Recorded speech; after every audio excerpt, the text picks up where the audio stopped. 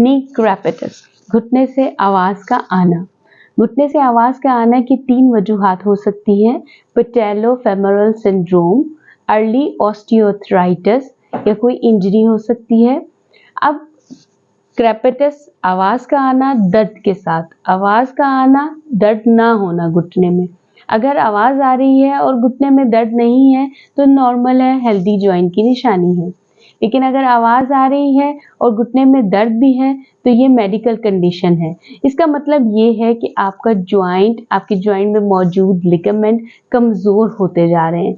अब आपने क्या करना है, इनकी स्ट्रेंथनिंग करनी है। इसके लिए आपने अपने क्वाड्रिसेप मसल, जो आपके घुटने के आगे वाले मसल हैं, उनकी स्ट्रेंथनिंग करनी है। आपके घुटने के पीछे जो पिनियों में मसल हैं, हैमस्ट्रिंग, उनकी स्ट्रेंथनिंग करनी है।